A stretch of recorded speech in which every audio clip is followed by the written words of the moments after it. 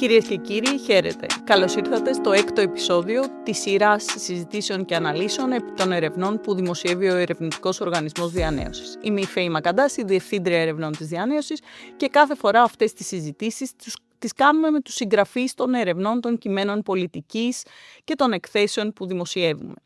Σήμερα θα μιλήσουμε για το νερό. Θα μιλήσουμε πιο συγκεκριμένα με το τι κάνουμε με τη διαχείριση του νερού που έχουμε χρησιμοποιήσει. Τι κάνουμε με τα υγρά απόβλητα. Έχουμε δημοσιεύσει όλα αυτά τα 10 χρόνια λειτουργίας του οργανισμού έρευνες που αφορούν στην κυκλική οικονομία με έμφαση στα στερεά απόβλητα, έρευνες για την κλιματική αλλαγή και έρευνες που αφορούν και τη διαχείριση του νερού στον αγροτικό τομέα. Το νερό ήταν πάντα κάτι δεδομένο για τη χώρα μας. Η κλιματική κρίση, η λειψιδρία, ο υπερτουρισμός, οι παλιές υποδομές φαίνεται να έχουν φτάσει ένα σύστημα στα όρια τους.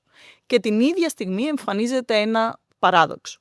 Από τη μία φαίνεται ότι το νερό θα μας λείψει στο άμεσο μέλλον και από την άλλη πετάμε εκατομμύρια κυβικά μέτρα επεξεργασμένου νερού στη θάλασσα.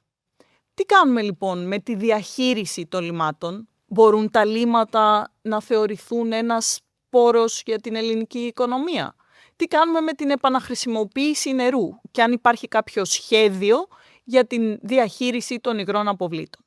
Για όλα αυτά έχουμε σήμερα τη χαρά να φιλοξενούμε στο στούντιο τον καθηγητή του Πολυτεχνείου και κάτοχο της έδρας UNESCO για την κυκλική οικονομία, Κωνσταντίνο Αραβώση. Καλησπέρα σας, κύριε Αραβώση, με τον οποίο θα συζητήσουμε για το αν το νερό θα μας λείψει στο άμεσο μέλλον, τι κάνουμε με τη διαχείριση υγρών αποβλήτων στη χώρα μας και τι λέει αυτή η έρευνα που δημοσιεύσαμε πρόσφατα στη Διανέωσης για τα υγρά απόβλητα στην Ελλάδα.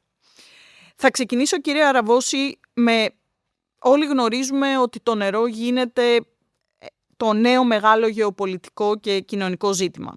Η Ελλάδα είναι έτοιμη? Θα λέγαμε ότι έχουμε περισσότερο ένα ζήτημα στην πρόβλημα ποσότητας νερού ή διαχείρισης νερού? Ευχαριστώ πολύ, κυρία Μακαντάση, καταρχήν για την πρόσκληση και εσάς και τη Διανέωση και για την εξαιρετική συνεργασία που έχουμε με τη Διανέωση στο κομμάτι αυτό της μελέτης που κάναμε με την έδρα UNESCO Πράσινης Καινοτομίας και Κυκλικής Οικονομίας του Εθνικού Μετσοβίου Πολυτεχνείου με την επιστημονική μας ομάδα. Αυτό το ερώτημα που θέσατε είναι σημαντικό. Ρωτήσατε ζήτημα ποσότητας νερού ή διαχείρισης νερού. Εγώ θα έλεγα ότι το ζήτημα της ποσότητας εκπορεύεται από το πρόβλημα της διαχείρισης. Δηλαδή η Ελλάδα αυτή τη στιγμή θα μπορούσε να πει κανείς ότι βρίσκεται σε ένα καλό σημείο όσον αφορά τις υποδομές. Το 95% του πληθυσμού της χώρας είναι συνδεδεμένο με εγκαταστάσεις επεξεργασίας λιμάτων. Αυτό και σε ευρωπαϊκό επίπεδο είναι σε ένα πολύ καλό επίπεδο. Έχουν υλοποιηθεί σημαντικά έργα μέσω χρηματοδότησης εθνικών και ευρωπαϊκών πόρων, αλλά βέβαια υπάρχει ένα πρόβλημα, το ότι σχεδόν το 50%, το 47% δεν έχει συμμορφωθεί πλήρως των οικισμών και των εγκαταστάσεων επεξεργασίας. Πολλές εγκαταστάσεις υπολειτουργούν, δεν λειτουργούν σωστά, δεν λειτουργούν με βέλτιστο τρόπο. Ακόμα και πολλές από αυτές δεν έχουν αδειοδοτήσεις περιβαλλοντικές. Επίσης, πολύ σημαντικό είναι ότι σε πολλές εγκαταστάσεις παρατηρούνται προβλήματα συντήρησης. Οπότε δεν λειτουργούν έτσι όπως θα έπρεπε και αυτό το οποίο παράγουν, τα λίματα που επεξεργάζονται, τελικά δεν καθαρίζονται όπως θα έπρεπε. Και πέραν αυτού βέβαια, πολύ σημαντικό είναι στην διαχείριση του νερού θα πρέπει να δίνουμε έμφαση σε αυτό που λέμε κυκλική οικονομία. Δηλαδή θα πρέπει τα λίματα να μην τα βλέπουμε σαν κάτι περιττό, κάτι που τελικά έστω το καθαρίζουμε και αυτό που παραμένει θα το απορρίπτουμε είτε σε χυτά είτε ακόμα και σαν νερό να καταλήγει στη θάλασσα. Αλλά θα πρέπει να το αξιοποιούμε σαν πόρο. Γι' αυτό πώς μπορεί να γίνει? Μέσω επαναχρησιμοποίησης και ανακύκλωσης του νερού. Αυτό είναι λοιπόν το μεγάλο ζητούμενο.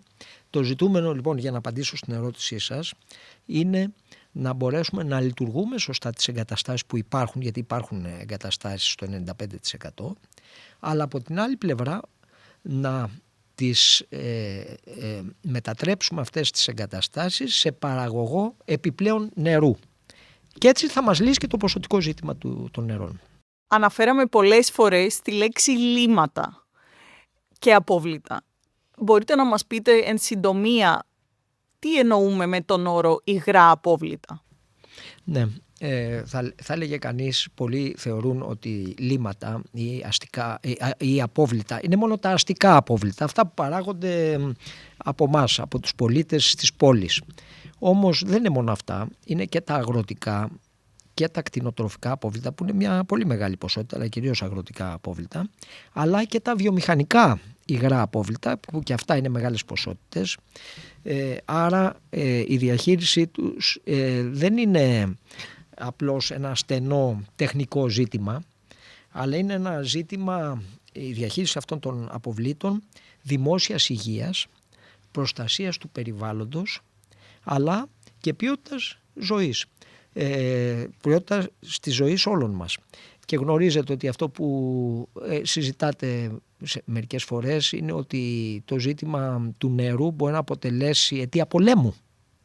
Και αυτό συμβαίνει σε κάποιες περιοχές. Η λύση ποια είναι? Υπάρχουν τεχνικές λύσεις, η τεχνολογία, και εμείς στο Πολυτεχνείο με την ομάδα μας και σε όλα τα πανεπιστήμια γίνονται έρευνες για νέες καινοτόμες λύσεις που μπορεί να μας βοηθήσουν στο να εξασφαλίσουμε και επάρκεια νερού, που αυτό είναι το πρώτο ζητούμενο, αλλά και ποιότητα νερού.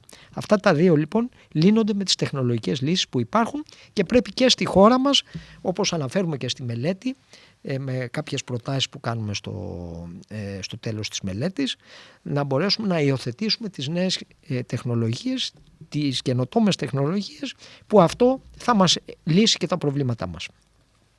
Αναφέρεται και στη μελέτη η λέξη ύλη, γιώτα, λάμδα, ύψιλον. Θέλω να μας πείτε τι είναι η ύλη, αυτή η λιματολάσπη αλλιώς, και ποια είναι τα ωφέλη από τη διαχείριση των υγρών αποβλήτων και της ύλειος.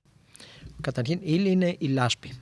Όταν επεξεργάζονται τα υγρά απόβλητα, παράγονται δύο επιμέρους ροές. Η μία βγαίνει μέσα από την επεξεργασία των λιμάτων νερό, το οποίο η τεχνολογία μας δίνει τη δυνατότητα να το καθαρίζουμε σε ένα τέτοιο επίπεδο που να μπορεί να ξαναχρησιμοποιείται για άρδευση. Οπωσδήποτε αυτό θα μας δώσει, και να πούμε ότι το 86% αυτή τη στιγμή των αποβλήτων, ξέρετε, είναι γεωργικά, το 86% των αναγκών σε νερό βρίσκεται στη γεωργία για την άρδευση. Και μόνο το 14-15% είναι ανάγκη για πόσιμο νερό. Άρα το μεγάλο ζήτημα στη χώρα μας είναι η άρδευση. Πώς μπορούμε να επιλύσουμε αυτό το πρόβλημα? Πού μπορούμε να βρούμε πόρους υδάτινους? Μέσα από την επαναχρησιμοποίηση, που θα μπορούσε το νερό το οποίο θα παράγουμε μέσα από τις εγκαταστάσεις επεξεργασίας λιμάτων, να το ξαναχρησιμοποιούμε για την άρδευση. Πέραν αυτό όμως έχουμε και το κομμάτι της υλίως, της λάσπης. Αυτό είναι μια λάσπη, ένα ίζημα, το οποίο απομένει μετά την τεχνική επεξεργασία των λιμάτων. Αυτό εν πρώτης, και δυστυχώς σε ένα πολύ μεγάλο μέρος σήμερα, απορρίπτεται, που καταλήγει ως απόβλητο, καταλήγει σε χώρους υγειονομικής ταφής υπολιμάτων. Όμως αυτό το οποίο είναι το ζητούμενο είναι να αξιοποιήσουμε και αυτό το κομμάτι που απομένει μετά την επεξεργασία των λιμάτων. Μπορούμε να το αξιοποιήσουμε πώς? Πολλαπλά, όπως γίνεται και στο εξωτερικό και σε πολύ λίγες περιπτώσεις, ίσως θα έλεγα επαρκώς στη χώρα μας. Πρώτον, μπορεί να παράξει κανείς μέσα από το ίζημα αυτό χρήσιμα υλικά, όπως είναι το κομπόστ, λίπασμα. Λίπασμα για τη γεωργία, για τη κομποστοποίηση, που μπορούμε να το χρησιμοποιήσουμε στη γεωργία. Το δεύτερο πολύ σημαντικό όμως είναι ότι μπορούμε να παράγουμε και ενέργεια. Διότι ξέρετε, από την ύλη αυτή, τη λάσπη αυτή, παράγεται βιοαέριο με φυσικό τρόπο. μέσα από φυσικές διεργασίες. Αυτό το βιοαέριο... Μέσω αναερόβιας χώνευσης. Μέσω αναερόβιας ή και αερόβιας χώνευσης. Αυτό μπορούμε να το συγκεντρώσουμε και να το αξιοποιήσουμε ενεργειακά. Δηλαδή να παράγουμε ηλεκτρισμό και θερμότητα.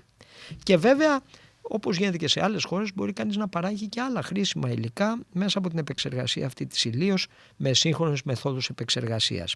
Άρα και η υλής και το νερό που προέρχεται μέσα από τις μονάδες αυτές μπορούν να χρησιμοποιήσουν και να μας επιλύσουν προβλήματα, αλλά να μας βοηθήσουν και στο ενεργειακό κόστος. Πολύ σημαντικό αυτό. Αναφερθήκατε στην αρχή, ξεκινήσατε να λέτε κάποια πράγματα για την κατάσταση στην Ελλάδα. Μπορούμε να δώσουμε κάποιους αριθμούς για να αποτυπώσουμε την εικόνα. Ποια είναι η κατάσταση αυτή τη στιγμή στη χώρα μας? Να πω ότι αυτό που ανέφερα και στην αρχή, το 95% του πληθυσμού, όπως αναφέρουμε και στη μελέτη, είναι συνδεδεμένο με εγκαταστάσεις επεξεργασίας λιμάτων. Αυτό είναι πολύ σημαντικό. Όμως... Και βρισκόμαστε στην 4η θέση μεταξύ των χωρών της Ευρωπαϊκής Ένωσης. Βρισκόμαστε στις πρώτες θέσεις. Είμαστε σε καλή θέση. Ακριβώς, ως προς την κάλυψη υποδομών. Όμως, εκεί που θα πρέπει να εστιάσουμε είναι, ενώ έχουν υλοποιηθεί σημαντικά έργα, υπάρχουν ελλείψεις στις υποδομές πέραν της λειτουργίας που ανέφερα στην αρχή και της επαναχρησιμοποίησης. Δηλαδή, ιδιαίτερα σε μικρούς οικισμούς, κάτω από 2.000 κατοίκους, εκεί υπάρχουν σημαντικές ελλείψεις. Και αυτό γιατί συμβαίνει, και θα πρέπει αυτές φυσικά να τις συμπληρώσουμε με μικρότερες μονάδες επεξεργασίας. Αλλά αυτό γιατί συμβαίνει? Γιατί η χώρα μας παρουσιάζει κάποιες ιδιαιτερότητες. Ποιες είναι αυτές οι ιδιαιτερότητες? Πρώτον, παρουσιάζει νησιωτικότητα. Υπάρχουν πολλά μικρά νησιά. Πώς θα μπορέσουμε να τα καλύψουμε αυτά ως προς τις συντατικές τους ανάγκες? Το δεύτερο είναι ότι υπάρχει μεγάλος αριθμός μικρών οικισμών που όμως παρουσιάζουν και έντονη εποχικότητα λόγω του τουρισμού που το αναφέρατε στην αρχή, στην εισαγωγή σας. Ο τουρισμός παίζει μεγάλο ρόλο, διότι μπορεί να έχουμε έναν οικισμό με 1.500 κατοίκους το χειμώνα και αυτό το καλοκαίρι να φτάνει σε πληθυσμό 5 και 6 και 10.000 κατοίκους. Άρα λοιπόν εδώ θα πρέπει να κάνουμε την κατάλληλη διαστασιολόγηση σε εγκαταστάσεις και όχι να καλύψουμε τους 1.500 τον πληθυσμό, αλλά να καλύψουμε το σύνολο όταν θα υπάρχει η μέγιστη ανάγκη για δυναμικότητας. Επίσης υπάρχει χαμηλή λειτουργική απόδοση στη χώρα μας. Δηλαδή πολλές εγκαταστάσεις δεν λειτουργούν σωστά, αυτό που ανέφερα και στην αρχή. Άρα και πού οφείλεται αυτό? Οφείλεται στο ότι δεν έχουν εξειδικευμένο προσωπικό ειδικό να μπορεί να τις διαχειρίζεται αυτές τις εγκαταστάσεις. Άρα χρειάζεται άνθρωποι, μηχανικοί ιδιαίτερα, οι οποίοι μπορούν να τις λειτουργούν τις εγκαταστάσεις, να τις συντηρούν, διότι θέλει ειδικό know-how γι' αυτό και ειδική τεχνική αλλά και διοικητική ικανότητα των φορέων αυτών. Και αυτό που οφείλεται σε ένα μεγάλο βαθμό στον κατακαιρματισμό. Υπάρχουν εκατοντάδες φορείς, δημοτικές επιχειρήσεις ίδρυυσης και αποχέτευσης, και πέραν των δύο μεγάλων που γνωρίζουμε, που είναι η ΕΙΔΑΠ και η ΕΙΑΘ για την Αττική και τη Θεσσαλονίκη, στην υπόλοιπη χώρα υπάρχουν πάνω από 300 επιμέρους εταιρείες ίδρυυσης και αποχέτευσης που διαχειρίζονται το νερό και τα λίμματα, που είναι δημοτικές κατά βάση. Αλλά από εκεί και πέρα δεν είναι μόνο αυτό. Είναι το ότι υπάρχουν και το ΕΒ και εγώ ΕΒ, είναι δηλαδή κάποιοι άλλοι φορείς για οργανισμοί εγγύων βελτιώσεων που είναι επίσης εκατοντάδες, που και αυτοί είναι υπεύθυνοι σε μικρές διαχειριστικές περιοχές για τα γεωργικά, για τη διαχείριση του γεωργικού ύδατος. Έχουμε κάνει μελέτη στη διανέωση, είναι περίπου 450, δεν ξέρουμε ακριβώς πόσοι είναι, να φανταστείτε. Και έχουμε στοιχεία για τους 150, ενώ οικονομικά στοιχεία και άλλου είδους στοιχεία, με πολλά ζητήματα κακοδιαχείρισης και πολλές οφειλές και θέμα capacity building, να το πω σε καλή επέστερα ελληνικά, που είπατε και πριν, ανθρώπους δηλαδή που να ξέρουν και να έχουν ειδικές γνώσεις στο κομμάτι της διαχείρισης νερού. Ακριβώς, όπως ακριβώς το λέτε είναι. Και με το δεδομένο το 86% του νερού που καταναλώνουμε στη χώρα μας χρειάζεται για τη γεωργία. Καταλαβαίνετε λοιπόν γιατί συζητάμε. Καταλαβαίνετε δηλαδή ότι με μια τέτοια διασπορά εκατοντάδων βάλτε 300, πόσους είπατε είναι 400 και 300, 700. Υπάρχουν 700 μικροί φορείς, πέραν των μεγάλων ΕΙΔΑΠ και ΕΙΑΘ που ανέφερα. Αυτοί δεν έχουν οικονομίες κλίμακας, δεν μπορούν να λειτουργήσουν σωστά, είναι απόλυτα υποστελεχωμένοι. Άρα αυτό είναι το πρώτο που πρέπει να δει κανείς, το διοικητικό, να γίνουν κάποιες ενοποίησεις φορέων προκειμένου οι φορείς να μεγαλώσουν για να μπορούν να επιτελούν το διοικητικό και τεχνικό τους έργο. Αναφέρατε πριν ότι το 95% του ελληνικού πληθυσμού καλύπτεται από υπάρχουσες υποδομές επεξεργασίας λιμάτων. Ωστόσο, στη μελέτη αναφέρεται ότι το 53% μόνο των σχετικών υποδομών συμμορφώνονταν πλήρως με τους κανόνες της Ευρωπαϊκής Ένωσης. Αυτό όμως επιβάλλει και κάποια πρόστιμα, επιφέρει κάποια πρόστιμα το γεγονός ότι δεν συμμορφωνόμαστε με τους ευρωπαϊκούς κανόνες. Πόσα λεφτά έχει κοστίσει στην Ελλάδα αυτή η κακοδιαχείριση των λιμάτων? Κοιτάξτε, εδώ έχει κοστίσει εκατομμύρια, να το πούμε. Βέβαια, δεν είναι μόνο η Ελλάδα στην οποία επιβάλλονται πρόστιμα, και το ξέρετε αυτό, όλες οι χώρες της Ευρωπαϊκής Ένωσης έχουν προβλήματα μη συμμόρφωσης. Όμως στη χώρα μας έχουμε ιδιαίτερα προβλήματα μη συμμόρφωσης, και ένα πολύ σημαντικό είναι το παράδειγμα της Ανατολικής Αττικής, όπου εκεί έχουμε 6 οικισμούς που δεν έχουν συμμορφωθεί, το μεγαλύτερο μέρος της Ανατολικής Αττικής, διότι δεν έχουν, ακόμα και τώρα που κατασκευάζονται οι εγκαταστάσεις επεξεργασίας, γίνεται μια συμπλήρωση των υποδομών, πρέπει και να συνδεθούν τα σπίτια, οι κατοικίες. Και πώς η Ευρωπαϊκή Ένωση τι ζητάει? Συνδεσιμότητα. Όλοι δηλαδή οι οικισμοί να έχουν συνδεθεί. Αυτό έχει και ένα κόστος, όπως καταλαβαίνετε, και ποιος θα το επομιστεί. Τώρα επίσης μιλάμε σχεδόν για 20 χρόνια, γιατί αυτή η παράβαση έχει εντοπιστεί από το 2007. Φανταστείτε λοιπόν τώρα ότι το πρόστιμο ήταν αρχικά εφάπαξ 10 εκατομμύρια κατά αποκοπήν, και από εκεί και πέρα πληρώνουμε ανά εξάμηνο 3,6 εκατομμύρια για κάθε εξάμηνο καθυστέρησης, και ακόμα δεν έχουμε συμμορφωθεί. Άρα, αλλά να πω και κάτι. Δεν μπορούμε να πούμε ότι το κόστος εξαντλείται στα πρόστιμα. Είναι τα πρόστιμα, είναι ένα οικονομικό κόστος. Αλλά τα πρόστιμα είναι το ορατό κόστος. Υπάρχει και το κόστος της ρύπανσης, σημαντικό κόστος, έτσι. Της απώλειας υδατικών πόρων που το αναφέραμε. Δεν μπορεί να συζητάμε για περιοχές να βρίσκονται σε κατάσταση εκτάκτου ανάγκης και να μην χρησιμοποιούν, να μην κάνουν επαναχρησιμοποίηση νερού. Και να πω και κάτι. Ξέρετε ότι πλέον η τεχνολογία μας δίνει τη δυνατότητα να φτάσουμε μέσω της επαναχρησιμοποίησης του νερού που θα προέρχεται από τις μονάδες επεξεργασίας των λιμάτων, ακόμα και ποιότητος πόσιμου νερού. Κοστίζει παραπάνω, αλλά είναι εφικτό τεχνικά.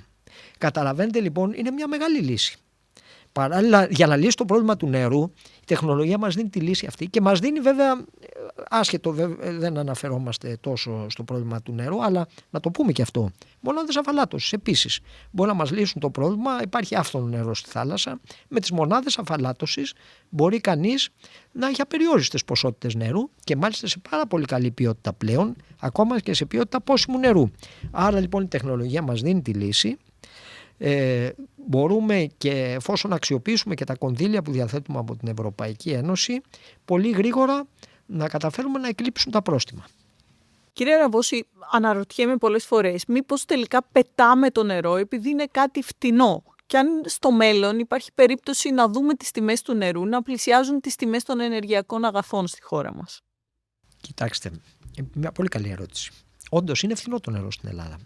Και μάλιστα το γεωργικό νερό πολλές φορές είναι και δωρεάν. Και ίσως αυτό είναι και ένα από τα προβλήματα που τελικώς αντιμετωπίζουμε ως ας πούμε οι πολίτες εδώ της χώρας.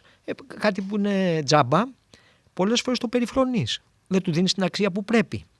Θα πρέπει λοιπόν, αυτό που είναι πάρα πολύ σημαντικό, και εγώ ξέρετε είμαι και στη Ρυθμιστική Αρχή Αποβλήτων Ενέργειας και Υδάτων αντιπρόεδρος, θα πρέπει να υπάρχει ανταποδοτικότητα στη χρήση του νερού. Ο καθένας να πληρώνει για αυτό το νερό που καταναλώνει, ούτε παραπάνω ούτε λιγότερο. Αλλά αυτό θα δώσει και ένα κίνητρο στο να μην το σπαταλούμε. Γιατί ξέρετε γίνεται κατασπατάληση ιδιαίτερα στον αγροτικό τομέα. Άρα λοιπόν δεν λέμε ότι θα ανέβει η τιμή του νερού, αλλά θα πρέπει να εξορθολογιστεί. Δηλαδή να πληρώνει κανείς δίκαια και ανταποδοτικά. Και επίσης θα πρέπει να υπάρχει και σημαντικό κόστος για όσους ρυπαίνουν και καταναλώνουν υπερβολικά. Άρα θα πρέπει να υπάρχει και αντικίνητρο στα πλαίσια της ανταποδοτικότητας. Όποιος καταναλώνει υπερβολικά, δεν το πετάει κατ' ουσίαν το νερό, που το βλέπουμε αυτό σε κάποιες περιπτώσεις, αυτός θα πρέπει να έχει και μια αντίστοιχη επιβάρυνση, άρα αυτή να λειτουργήσει ως αντικίνητρο. Το νερό είναι κοινωνικό αγαθό, αυτό είναι σημαντικό. Θα πρέπει να κοστολογείται ορθολογικά και με βάση τα έσοδα από την κοστολόγηση να συντηρούνται και οι υποδομές, να συντηρούνται οι εγκαταστάσεις, αλλά έτσι να χρηματοδοτείται και η επαναχρησιμοποίηση που τελικά θα μας δώσει και όφελος και οικονομικό. Στη μελέτη, κυρία Ραβώση, αναφέρεται διάφορες χώρες ως καλές πρακτικές στο κομμάτι της επαναχρησιμοποίησης του νερού και στη διαχείριση των υγρών αποβλήτων ως κομμάτι της κυκλικής οικονομίας. Ποια είναι αυτή η χώρα που θα ζηλεύαμε και θα θέλαμε πολύ να της μοιάσουμε? Κοιτάξτε, αν δει κανείς τη μελέτη μας, θα δει αρκετά case studies βέλτιστων πρακτικών σε πολλές ευρωπαϊκές χώρες και όχι μόνο, ακόμα και σε αφρικανικές χώρες υπάρχουν κάποια μοντέλα επεξεργασίας νερού τα οποία είναι πρότυπα. Στη Δανία, για παράδειγμα, υπάρχει μια εγκατάσταση επεξεργασίας λιμάτων που έχει μετασχηματιστεί σε αυτό που λέμε βιοδιηλιστήριο. Δηλαδή τι γίνεται, αξιοποιείται σε μια μονάδα επεξεργασίας και το νερό μέσω επαναχρησιμοποίησης που ανέφερα προηγουμένως, αλλά και η λάσπη, και όχι μόνο όπως αναφέραμε ως λίπασμα ή και ενεργειακά, αλλά επίσης για παραγωγή άλλων υλικών, όπως για παράδειγμα μπορεί κανείς να παράγει βιοπλαστικά. Γι' αυτό μιλάω για βιοδιηλιστήριο. Δηλαδή υπάρχουν σύγχρονες τεχνολογίες που μπορεί να μας βοηθήσουν να παράξουμε παραπροϊόντα από τη λάσπη, τα οποία είναι άλλα χρήσιμα υλικά, άλλοι πόροι. Αλλά να πω κάτι άλλο. Ποιος είναι πρότυπο, θα έλεγα, ως χώρα? Το Ισραήλ. Το Ισραήλ, ξέρετε, έχει μια εθνική στρατηγική, την οποία τη θεωρούσε στρατηγική και βιωσιμότητας για τη χώρα. Να μπορέσει να είναι αυτάρκης ως προς το νερό, διότι ξέρετε ότι υπήρχαν σημαντικά προβλήματα λειψιδρίας και εδώ την λειψιδρία από αδυναμία την έχει μετατρέψει σε στρατηγική πολιτική. Περιοχές όπως κάποιες έρημοι, μια έρημος ας πούμε που είχαμε δει στη βιβλιογραφία, η έρημος Νέγκεβ, χρησιμοποιεί τέτοιες εγκαταστάσεις και καλύπτει τις ανάγκες οικισμών. Επομένως και εκτός δικτύου οικισμών. Άρα και μάλιστα το Ισραήλ κάνει και κάτι άλλο, εξάγει τεχνολογία. Αυτή τη στιγμή τεχνολογίες διαχείρισης υγρών αποβλήτων, όπως βέβαια και αφαλατώσεων, εξάγονται από το Ισραήλ και θεωρείται πολύ προηγμένο υψηλού επίπεδου. Γιατί να μην το κάνει και η χώρα μας? Δεν μας λείπει κάτι. Έχουμε πολύ υψηλού επίπεδου επιστημονικό δυναμικό στη χώρα μας, που και στον τομέα αυτών της διαχείρισης των υδάτων και των υγρών αποβλήτων, που παράγουν και καινοτόμες λύσεις. Και στα πανεπιστήμια μας, στο Εθνικό Μετσόβιο Πολυτεχνείο, παράγουμε αρκετές νέες μεθοδολογίες ή και τεχνολογίες. Γιατί αυτές να μην αξιοποιηθούν στην πράξη, στις ανάγκες που πράγματι έχουμε μεγάλες? Άρα λοιπόν δεν χρειάζεται όμως εμείς στη χώρα μας να αντιγράψουμε κάποιο άλλο μοντέλο. Εμείς ούτε πάμε φυσικά να ανακαλύψουμε τον τροχό. Είναι πολύ συγκεκριμένο αυτό που λέμε και στη μελέτη. Θα πρέπει άμεσα να αναπτύξουμε τις τεχνολογίες τις οποίες έχουμε ήδη αναπτύξει και στη χώρα μας. Δεν χρειάζεται καν να μεταφέρουμε τεχνολογίες από το εξωτερικό. Να υιοθετήσουμε τις τεχνολογίες που αναπτύσσονται στη χώρα μας. Να τις εφαρμόσουμε στο πεδίο. Ακριβώς, να τις εφαρμόσουμε στο πεδίο. Πιθανότατα μάλλον η ένδυα του νερού δεν είναι τόσο έντονη, φαντάζομαι, γιατί σε άλλες χώρες, μιας και αναφέρεται και την Αφρική και γράφεται και στη μελέτη για την Αιθιοπία, στις χώρες που πραγματικά υπάρχει έλλειψη νερού, η διαχείριση των λιμάτων θεωρείται ο νέος υδατικός τους πόρος. Οπότε ίσως και εμείς να αναγκαστούμε ίσως λόγω πιεστικών συνθήκων στο μέλλον, που μάλλον το μέλλον είναι πολύ κοντά από ό,τι βλέπουμε και οι ειδικοί κρούν τον κόδωνα του κινδύνου σχετικά με τη λειψιδρία στη χώρα, να υιοθετηθούν αυτές οι λύσεις, οι τεχνολογικές, τις οποίες παράγετε κι εσείς στο Πανεπιστήμιο, να τις δούμε δηλαδή να εφαρμόζονται στην πράξη. Έχουμε κάνει όλη αυτή τη συζήτηση μιλώντας από θέματα που αφορούν την διαχείριση, τις υποδομές. Το κομμάτι του νερού αφορά και πολλά υπουργεία. Υπάρχουν συναρμοδιότητες γύρω από το νερό. Δηλαδή κανείς δεν σκέφτεται εύκολα ότι το νερό μπορεί να είναι και μια υπόθεση του Υπουργείου Εξωτερικών. Γιατί υπάρχουν ποταμοί, υπάρχουν ύδατα τέλος πάντων που διασχίζουν διάφορες χώρες. Αφορά τον αγροτικό τομέα, όπως είπατε. Άρα είναι το Υπουργείο Αγροτικής Ανάπτυξης, είναι το Υπουργείο Περιβάλλοντος. Υπάρχει ο πολυκερματισμός, ο κατάκερματισμός θα έλεγε κανείς στις αρμοδιότητες. Το ζήτημα των ελέγχων, των περιβαλλοντικών ελέγχων, το θέμα των συνεργασιών με όλους αυτούς τους φορείς. Υπάρχουν τα πρόστιμα, όλα αυτά τα προβλήματα τα οποία αναφέραμε στο κομμάτι της διαχείρισης υγρών αποβλήτων. Τι θα προτείναμε, ποιες είναι οι προτάσεις πολιτικής στις οποίες καταλήγει η μελέτη? Μπορεί να αλλάξει αυτή η κατάσταση που παρακολουθούμε? Κοιτάξτε, όλα αυτά που συζητήσαμε σήμερα εμπεριέχονται στη μελέτη, στα συμπεράσματα και στις προτάσεις. Δηλαδή, είναι ξεκάθαρο τι πρέπει να κάνουμε. Μέσα από τη μελέτη προκύπτει, βλέποντας και τις εμπειρίες των άλλων χωρών. Πρώτη προτεραιότητα είναι να ολοκληρώσουμε τις υποδομές.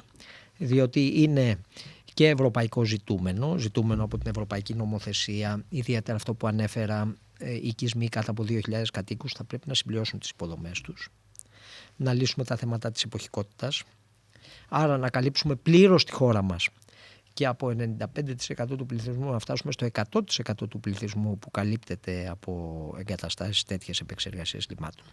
Το δεύτερο όμως και το πιο σημαντικό δεν είναι αν υπάρχουν υποδομές, αν υπάρχουν εγκαταστάσεις επεξεργασίας, αλλά αν λειτουργούν σωστά.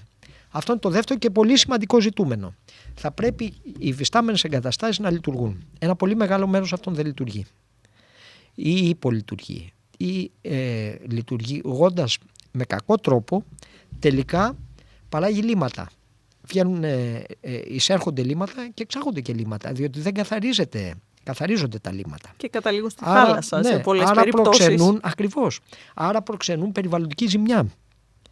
Επομένως, για να μπορέσουμε αυτό να το δούμε αν λειτουργούν σωστά, θα πρέπει να υπάρχουν δείκτες απόδοσης, παρακολούθησης. Υπάρχει πλέον η τηλεμετρία που μπορεί κανείς εξ αποστάσεως να ελέγχει. Θα πρέπει να υπάρχει και ψηφιακή διασύνδεση. Αυτό είναι η λύση, είναι τεχνολογία σε συνδυασμό με ψηφιακές τεχνολογίες. Μέσω ψηφιακών τεχνολογιών, συστημάτων SCADA, όπως λέγονται, που είναι ηλεκτρονικά συστήματα ελέγχου των εγκαταστάσεων, μπορεί εξ αποστάσεως να βλέπουμε τα πάντα. Τι συμβαίνει σε μια εγκατάσταση. Και βέβαια, αυτό που ανέφερα και προηγουμένως, πολύ σημαντική είναι η διοικητική και οργανωτική αναδιάρθρωση των φορέων. Δηλαδή, δεν μπορεί να έχουμε 500 φορείς. Δεν μπορεί να έχουμε τόσες δημοτικές επιχειρήσεις, ίδρυυσης και αποχέτευσης. Πρέπει να γίνει μια συνένωση και ενδυνάμωσή τους. Υπάρχει η ΕΙΔΑΠ και η ΕΑΔ που λειτουργούν σε πολύ καλό επίπεδο, διότι είναι σοβαροί, είναι οργανωμένοι με τέτοιο τρόπο ώστε να παράγουν αποτέλεσμα και υψηλής ποιότητας διαχείριση. Και από την άλλη πλευρά υπάρχουν πάρα πολύ μικρές επιχειρήσεις και οργανισμοί που δεν λειτουργούν ή δεν λειτουργούν καλά ή λειτουργούν σε πολύ χαμηλό βαθμό.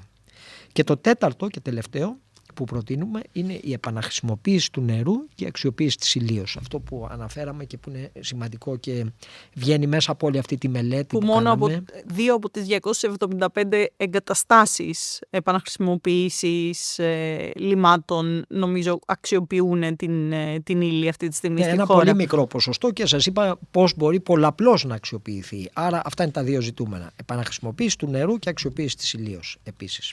Υπάρχει κάποιο πιλωτικό πρόγραμμα το οποίο θα μπορούσε να λειτουργήσει ως ένα υπόδειγμα για το τι μπορούμε να κάνουμε στην διαχείριση των υγρών αποβλήτων? Κοιτάξτε, πιλωτικό πρόγραμμα δεν υπάρχει. Δηλαδή, πιλωτικό πρόγραμμα. Υπάρχουν οι βέλτιστες πρακτικές που τους έχουμε. Ναι, αυτή τη στιγμή άρα δεν τρέχει κάτι στη χώρα μας πιλωτικά για την διαχείριση των υγρών αποβλήτων. Υπάρχουν κάποιες μεμονωμένες περιπτώσεις. Υπάρχουν και κάποια πιλωτικά προγράμματα όντως που σε κάποιες περιπτώσεις έχουν αναπτυχθεί στο πλαίσιο και κάποιων ερευνητικών διεθνών συνεργασιών με βέλτιστες πρακτικές που έχουν υιοθετηθεί. Αλλά εμείς μιλάμε τώρα για μια εθνική πολιτική. Δεν είναι να το κάνουμε πιλωτικά. Αυτό πρέπει να γίνει, να υπάρξει μια προτεραιοποίηση που θα ξεκινήσουμε και ιδιαίτερα η επαναχρησιμοποίηση δεν είναι κάτι που μπορεί να περιμένουμε. Αυτό πρέπει να γίνει οριζόντια και παντού, σε όλη τη χώρα μας. Επαναχρησιμοποίηση νερού. Αυτό θα μας λύσει πολλαπλά θέματα, πέραν φυσικά της επάρκειας νερού, αλλά και περιβαλλοντικά ζητήματα. Κύριε Αραβώση, αν είχατε 2 άμεσες παρεμβάσεις να προτείνετε στον Πρωθυπουργό αύριο το πρωί, ποιες θα ήταν αυτές? Το πρώτο είναι υπάρχει ένα εθνικό σύστημα παρακολούθησης όλων των εγκαταστάσεων και των κρίσιμων δικτύων με τηλεμετρία. Αυτό είναι το πρώτο. Αν δεν γνωρίζεις τι γίνεται, δεν μπορείς να υιοθετήσεις πολιτικές και να κάνεις παρεμβάσεις. Χωρίς δεδομένα δεν υπάρχει σοβαρή πολιτική νερού. Και το άλλο είναι παρακολούθηση δικτών απόδοσης. Αυτό πρόκειται να γίνει μέσω της ΡΑΕ, της Ρυθμιστικής Αρχής Αποβλήτων Ενέργειας και Υδάτων, που αναπτύσσει ένα σύστημα τώρα πληροφορικής που θα παρακολουθεί όλους τους δείκτες που έχουν να κάνουν με τη διαχείριση των υδάτων. Αλλά δεν είναι μόνο αυτό, είναι και η παρακολούθηση των δικτύων του νερού, των απολειών, το τι λειτουργεί, τι δεν λειτουργεί. Και η δεύτερη παρέμβαση που θα πρότεινα είναι ένα εθνικό πρόγραμμα επαναχρησιμοποίησης, ακριβώς αυτό που είπατε πριν, όχι με μονομένες περιπτώσεις, ένα εθνικό πρόγραμμα επαναχρησιμοποίησης επεξεργασμένου νερού και αξιοποίησης ηλίως με προτεραιότητα που? Στα νησιά. Στα νησιά και στις τουριστικές περιοχές, στις άνυδρες ζώνες, αλλά και στη γεωργία. Αυτό που πρέπει να πούμε, και έτσι ξεκινήσατε στην εισαγωγή σας και είναι πράγματι έτσι, η Ελλάδα δεν έχει την πολυτέλεια να καθαρίζει το νερό και μετά να το πετά, να το απορρίπτει ανεξέλεγκτα. Πρέπει λοιπόν εκεί να είναι η δεύτερη πολιτική που ο Πρωθυπουργός θα μπορούσε να υιοθετήσει, αυτό που είπατε. Πρέπει να αλλάξουμε το μενταλιτέ μας και να θεωρήσουμε τελικά ότι το νερό, το επαναχρησιμοποιούμενο νερό, είναι ένας πόρος τον οποίο ουσιαστικά δεν τον αξιοποιούμε όπως πρέπει. Κύριε Αραβώση, κυρίες και κύριοι, νομίζω ότι μετά από αυτή τη συζήτηση θα βλέπουμε τους βιολογικούς καθαρισμούς με ένα μεγαλύτερο σεβασμό. Σας ευχαριστούμε θερμά όλες και όλους που ήσασταν μαζί μας και μας παρακολουθήσατε. Μπορείτε να διαβάσετε φυσικά την έρευνα για την οποία συζητήσαμε αναλυτικά, όλοι διαθέσιμοι στο dianeosis.org.